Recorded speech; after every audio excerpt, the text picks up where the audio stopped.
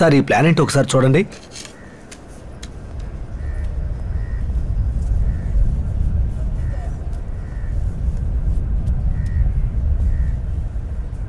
ప్రియమైన కుమారుడు అరుణ్కి నీ తండ్రి ప్రేమతో రాయినది.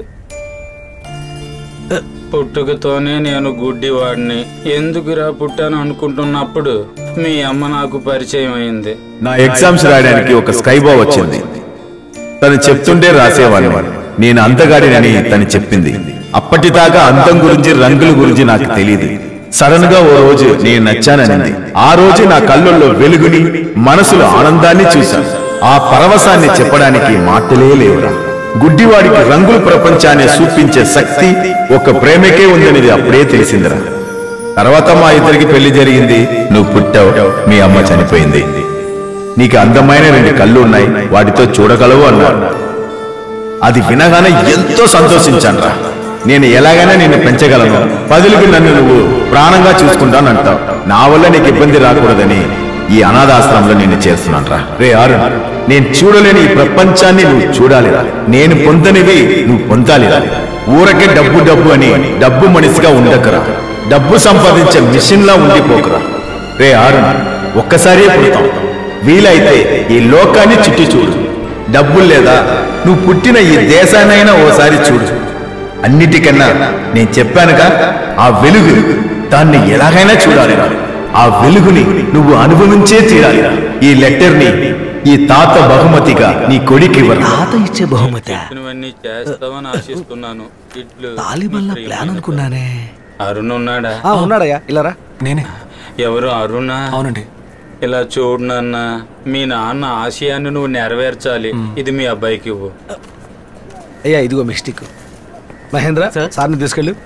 రండి వెళ్దాం. శాంతి, నేను కూడా నీతో పెళ్లికి వస్తున్నాను. ఒక్క నిమిషం, వీళ్ళిద్దరి దగ్గర నుంచి డీటెయిల్స్ తీసుకుని పంపించేయండి. Sir enjoy చేద్దాని.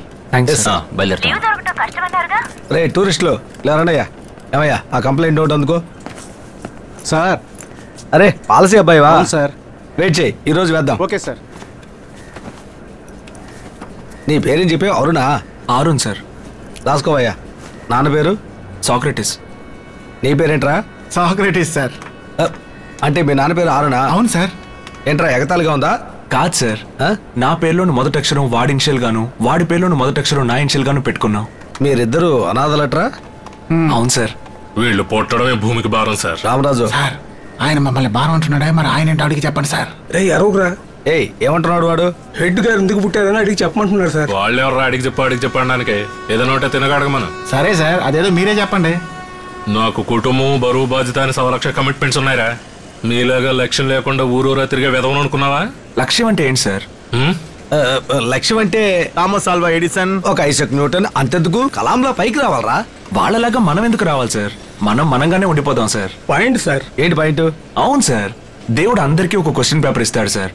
దానికి మనం సమాధానం రాస్తే చాలు సార్. అనవసరంగా పక్కోడి క్వశ్చన్ పేపర్కి సమాధానం రాయాలని ట్రై చేస్తే ఫెయిల్ అయిపోతాం సార్. ముందు మనమేంటో మనం తెలుసుకోవాలి సార్. ఇలాగే దేశంలో చాలా మంది పక్కోళ్ళలాగే పైకి రావాలని ట్రై చేసి చివరికి పాడైపోతున్నారు సార్. Fact sir. ఏంటి ఫ్యాక్ట్? మనిషి నాకు ఒక లక్ష్యం అంటూ ఉండకూడదంటావా? ఏంటి లక్ష్యమా? సార్, భూమి వేడెక్కుతోందన్న సంగతి మీకు తెలీదా? భూమి వేడెక్కుతోందా? ఏంట్రా వాగుతున్నావు? అవును సార్, ఎప్పుడు ఎక్కడ బాంబు పేలుతుందో, ఎప్పుడు భూమి 2గా చీలిపోతుందో, ఎప్పుడు మిన్ను విరిగి మీద పడుతుందోనని అందరూ భయంతో చస్తున్నారు సార్. భయపడి చస్తున్నారా? ఇంకోవైపు కోట్లాది జనం ఒక్క పూట తిండి కూడా గతి లేక అల్లాడుతున్నారు సార్. ఈ పరిస్థితుల్లో లక్ష్యం గురించి పట్టించుకునే వాళ్ళు ఎవరు సార్? మరీ ఎక్కువగా ఆలోచిస్తున్నాడే. ఈ పరిస్థితుల్లో లక్ష్యం అంటే రగిలిపోతారు సార్. రగిలిపోతారంట సార్. బతికున్నన్ని రోజులు వీలైనంత వరకు మంచి చేసి ఆ తర్వాత పోయినా పర్వాలేదు సార్. బతికితే అలాంటి లక్ష్యంతో బతకాలి. Reality sir. ఏంటి రియాలిటీ? అతని లైఫ్ ఎటువైపు వెళ్తుందో ఆలోచించావా? ఎటువైపు అని మనం ఎందుకు సార్ ఆలోచించడం? అది మనల్ని ఎటు తీసుకువెళ్తోందో అటువైపు సంతోషంగా మనం వెళ్ళిపోతూనే ఉండాలి sir. Nature of law sir. ఏంటయ్యా లాలు అని చెప్పి వీళ్ళని ఎత్తేస్తున్నా? వీళ్ళంతా జీవితంలో చివరిదాకా గెలిచేదే ఉండదు, చూస్తావా? ఎందుకు సార్ గెలవడం? జీవితం ఏమన్నా రేసా? లేకపోతే మనం ఏమైనా గుర్రాలమా? మనం గొప్పోళ్ళం కావాలి, గొప్పగా సంపాదించాలన్నా వచ్చి పుట్టాం. మరి మనిషిగా పుట్టడం అదృష్టం సార్. అది మీకు నాకు దొరికింది. అందుకే నిజాయితీగా బతకాలి, జీవితాంతం ఆస్వాదించాలి సార్. నిజాయితీగా బతికితే డబ్బులు ఎలా సంపాదిస్తావయ్యా? డబ్బు అవసరమే సార్. ఏదో బతకడం కోసం సంపాదించవచ్చు, అందుకని సంపాదించడం కోసమే బతకూడదు సార్. ఏంటయ్యా తెగ నీతులు చెప్తున్నాడు?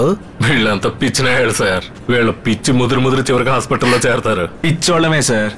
ఎందుకంటే వాళ్లే డబ్బు, పదవి, అమ్మాయిలు, ఆస్తులు వీటి మీద ఆశ లేకుండా, పక్కోళ్ళ మీద అసూయ పడకుండా, ఎవరి జీవితం నాశనం చేయకుండా, ఎప్పుడు అనిపిస్తే అప్పుడు పక్క నవ్వుతూ జాలీగా జీవితాన్ని ఎంజాయ్ చేస్తారు సార్. అలాగే మేము ఎంజాయ్ చేస్తున్నాం సార్. కానీ మీరు చాలా తెలివైనోళ్ళు సార్. 20 సంవత్సరాల తర్వాత ఎలా సెటిల్ అవ్వాలని ఇప్పటి నుంచే బుర్ర బద్దలు కొట్టుకొని ఆలోచిస్తూ, మానసికంగా కృంగిపోయి, శారీరకంగా అలసిపోయి, బీపీ, షుగర్, కొలెస్ట్రాల్ ఇవన్నీ పెరిగిపోయి, ఎవరి కోసం కూడబెడుతున్నామో తెలియకుండా కూడబెట్టి చివరికి ఎందుకు పనికి రాకుండా బకెట్ తన్నేస్తారు కదా సార్. బకెట్ తన్నేస్తామా? Fourth question brain sir. ఏమయ్యా వీళ్ళు చెప్పే పాయింట్ కరెక్ట్ గానే ఉందయ్యా. తమ్ముళ్ళు ఇంకొక 10 నిమిషాలు మీ మాటలు విన్నారంటే యూనిఫామ్ విప్పేసి మీ వెనకాలే వచ్చేస్తాను. ఏం చేస్తాం, ఫ్యామిలీ ఉంది కదా, వాళ్ళకు సెటిల్మెంట్. బాబు పాలసే సార్, ఆ ఫామ్ ఎటు తీసుకురా. వస్తున్నా